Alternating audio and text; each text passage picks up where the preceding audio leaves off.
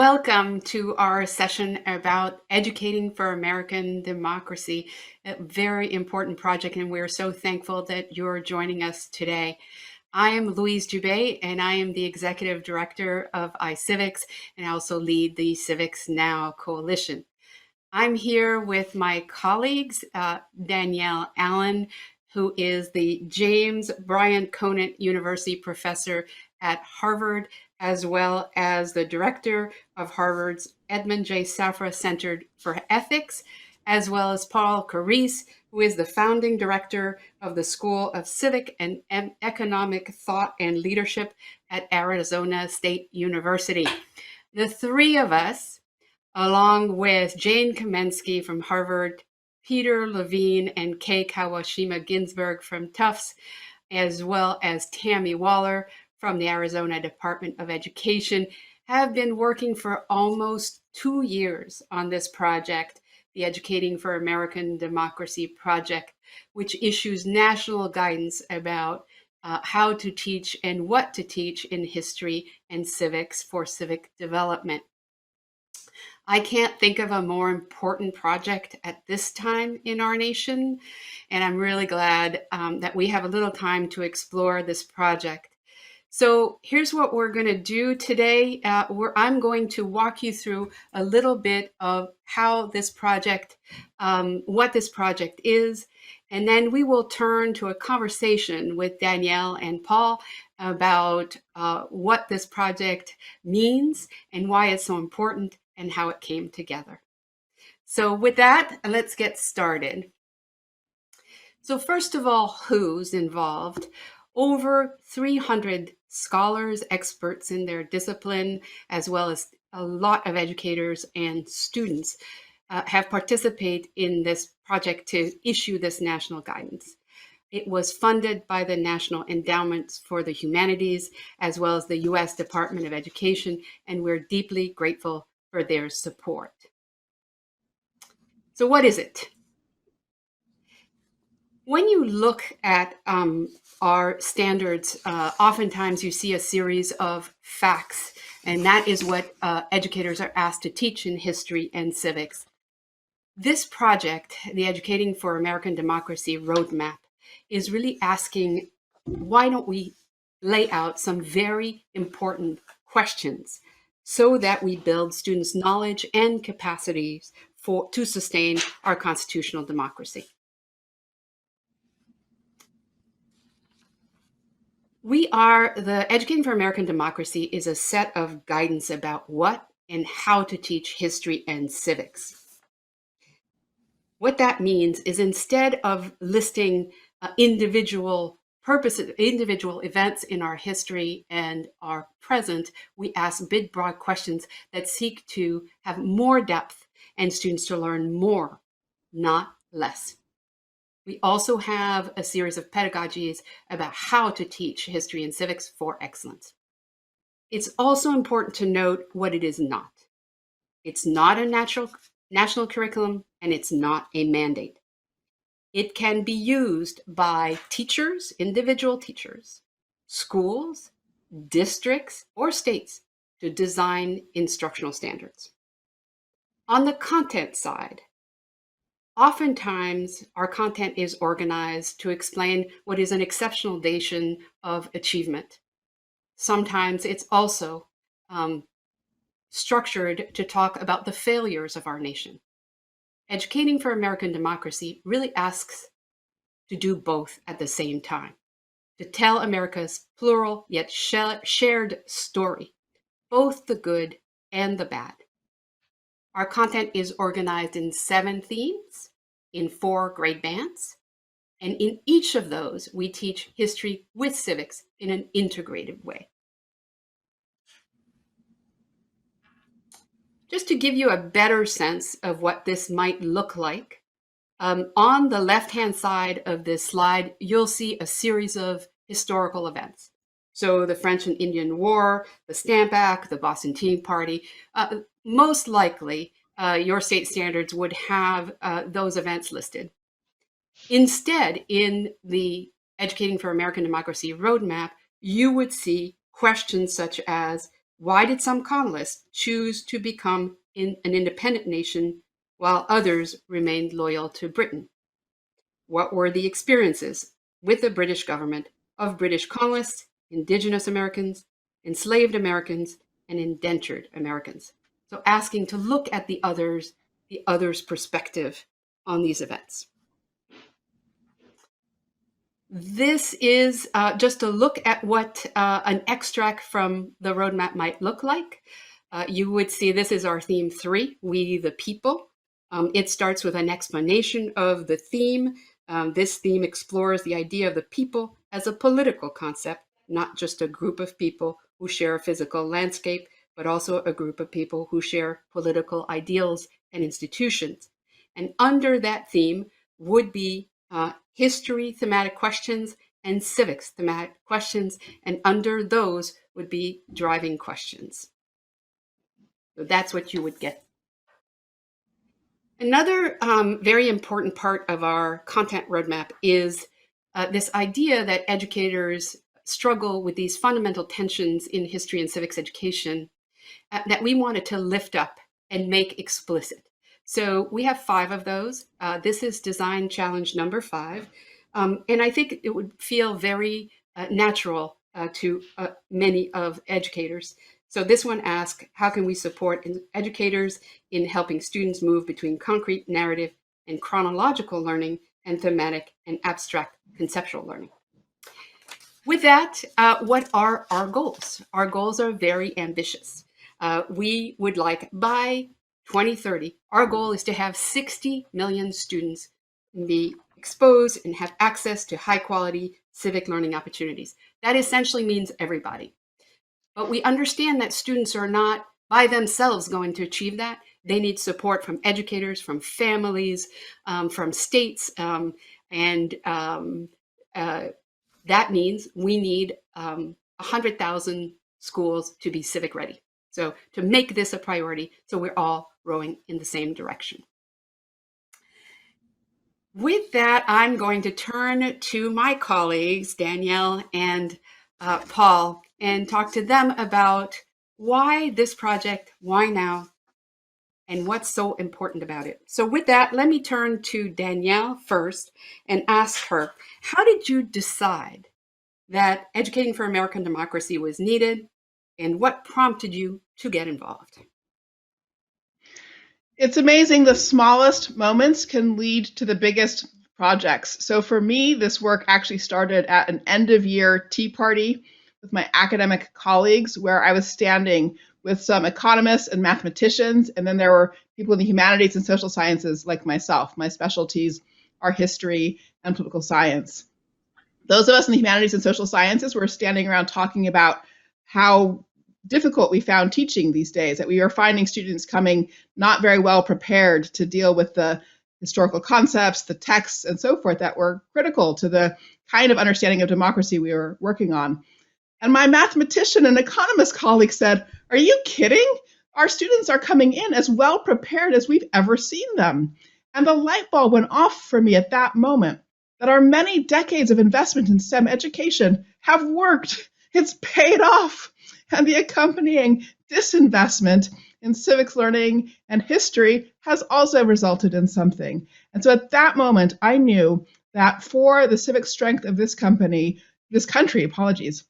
we really need to work on reinvesting in history and civic learning so that young people understand our society, they know how to be effective actors within it, and most importantly, also have the tools and skills and motivation to bridge differences and division and cleavage that are currently disabling our society. Well, thank you. I actually learned something after 2 years.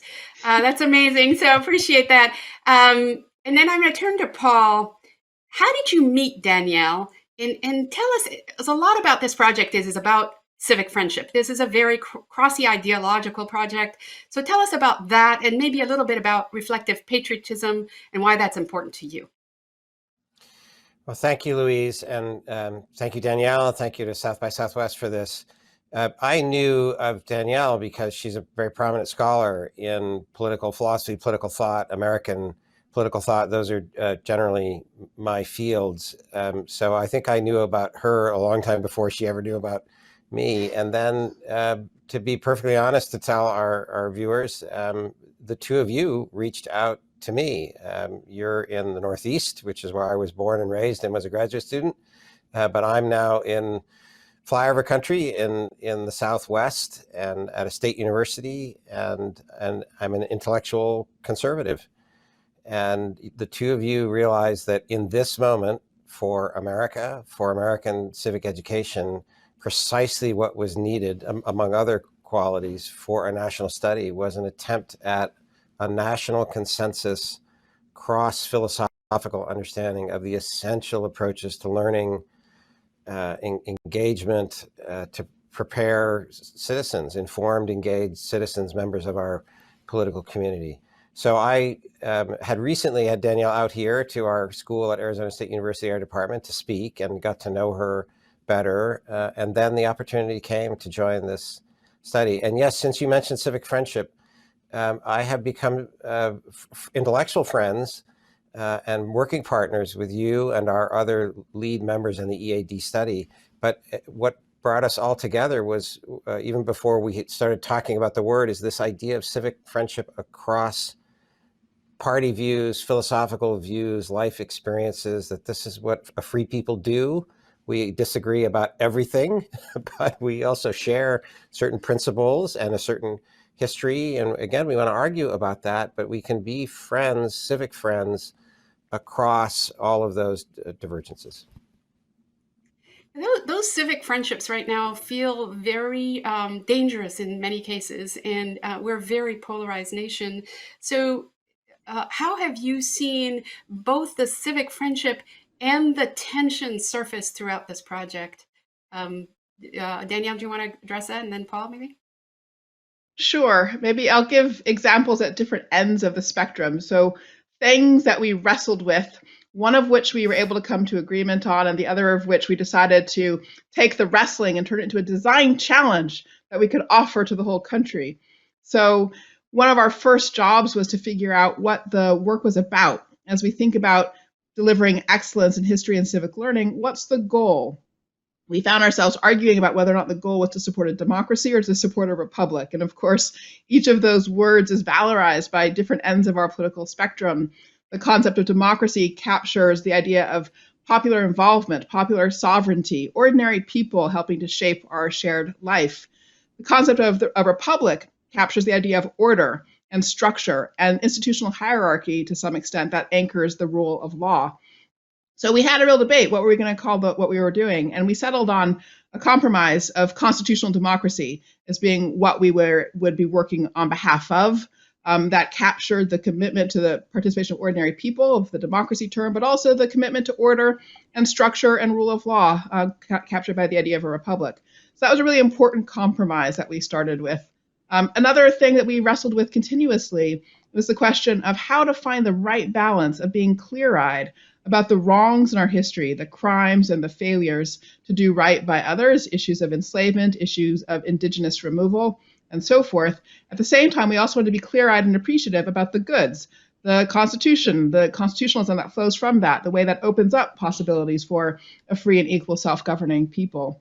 So we decided it's not our job to answer the question up front, how to achieve that narration that combines both of those perspectives, but it is a design challenge facing the whole country. How can we tell our story, our history, in ways that are simultaneously honest about our wrongs, but without tipping into cynicism, and that are also appreciative of the founding without tipping into adulation? We have to work between those guardrails. And Paul, maybe you could address a little bit just about the civic trust and how you build it. Yes, and you mentioned this phrase, reflective patriotism, that we also decided to use. And like everything else, we argued about it and discussed it, and then we, shopped it out, farmed it out, and got response from various experts and panels and educators. And that's another one of these concepts that has multiple meanings. We decided we should put forward for teachers and for students and for communities the idea that patriotism is an important concept for citizens, full members of a free political community, but with the important dimension of reflective patriotism. So patriotism is not a bad word. It's not a narrow-minded word, especially in this phrase, reflective patriotism, that free people will argue and disagree about the meaning of the very fundamental principles that bring us together, the laws, the Constitution, our history. And so we love America. We're grateful for America. We also are critical of America, of its history. We disagree about just what the principles mean, as Danielle was just saying, democracy, republic, what do these terms mean? How do you fit them together? And our hope in the curriculum that will be decided by local educators and states, right? We gave a framework here of questions, but our hope is that the curricula that are developed will bake into the learning process this idea that disagreement can build civic community and civic trust. If we share a set of important questions, important ideas, important arguments, important disagreements, we can learn to be civic friends, can be learning school, intellectual community friends. That those are not. It's a paradox. It's difficult to hold all these things together. They're not contradictory.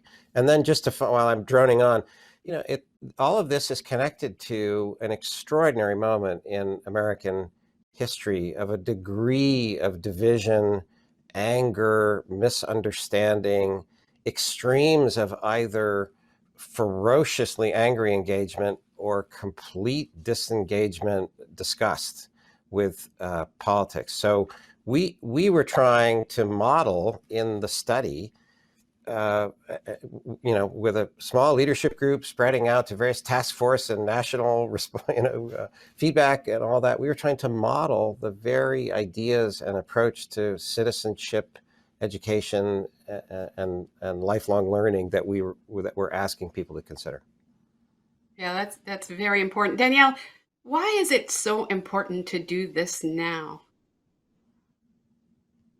Exactly what Paul just pointed to. We have this terrible disaffection with our society, our way of life. For me, the starkest data point capturing that is the statistic that for people born before World War II, 70% of the members of that generational cohort consider it essential to live in a democracy. For people who are 40 and under, barely 30% consider it essential to live in a democracy. That means we're currently failing at a process of generational succession, passing on the inheritance of our constitutional democracy. From my point of view, because I believe that human flourishing flows from free and equal self-government, it's just imperative that we rebuild that commitment of our rising generations to constitutional democracy. And Paul, this is an ambitious project. Why does it need to be so ambitious? Why is that the right thing to do right now? Well, the disinvestment that you have talked about, that Danielle has talked about, whether accidental or intentional, has had an effect. The degree of polarization and division and then dysfunction, not able to make policies at state level, local level, national level, not to be able to address important realities.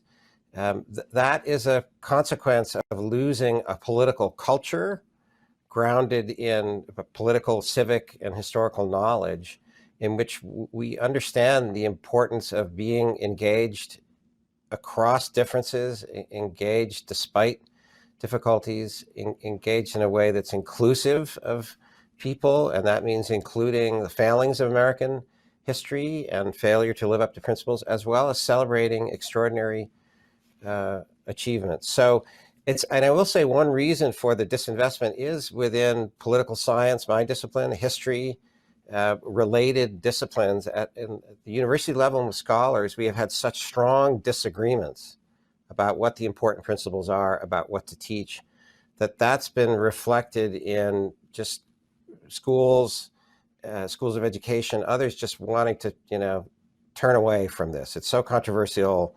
It's so divisive. There's not a national set of standards or guidelines. So it's easier to just turn toward STEM or toward reading or language arts or other things, because the degree of controversy and division is so strong. So we have made an effort to provide a model for how to address that set of issues, to provide guidance, to urge people, but also provide support to state and local leaders and educators to tackle these very large challenges. And I'll just finish, self-government is hard. It's always been hard. And education is hard. It's always been hard. We have a lot of work to do, but Americans can do it. We've faced challenges and overcome challenges before. Yeah, well, thank you for that. Instead of turning away, we need to lean in, it sounds like. So appreciate that. So let's turn to the nuts and bolts here. Danielle, how this is ambitious, it's guidelines. How is this going to turn into action? How will this get into the classroom? And what are educators supposed to do?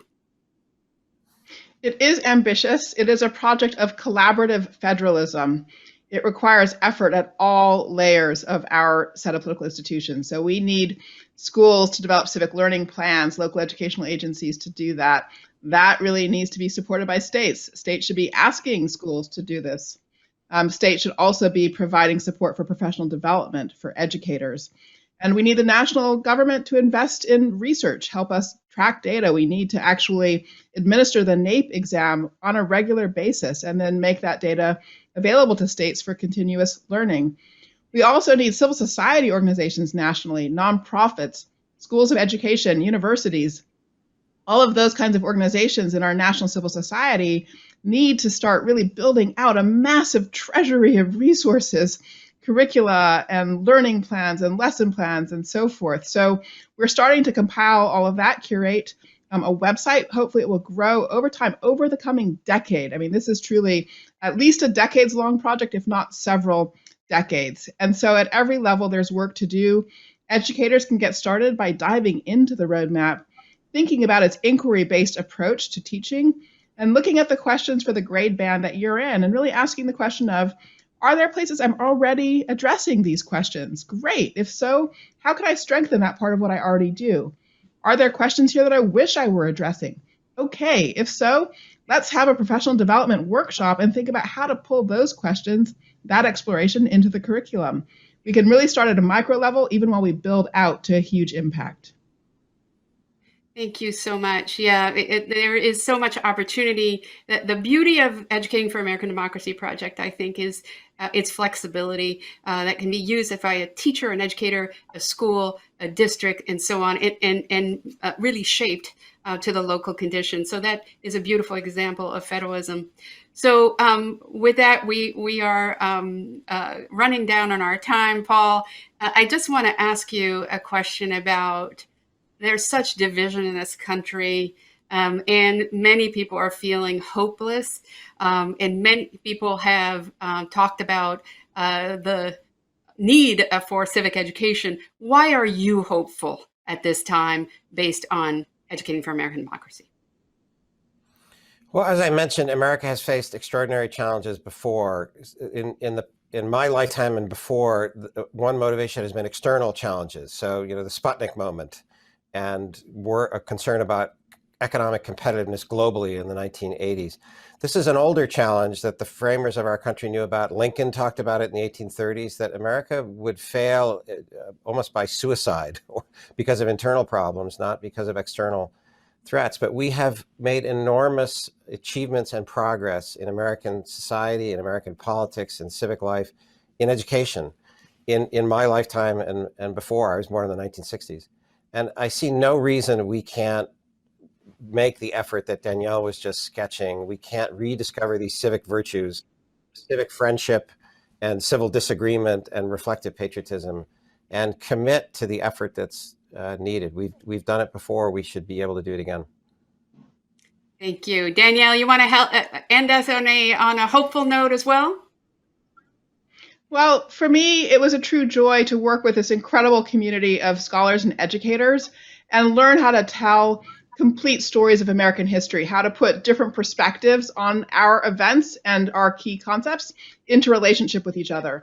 That relational focus in our work and in the content gives me hope. It helps me believe we can rebuild healthy relationships for ourselves as a society.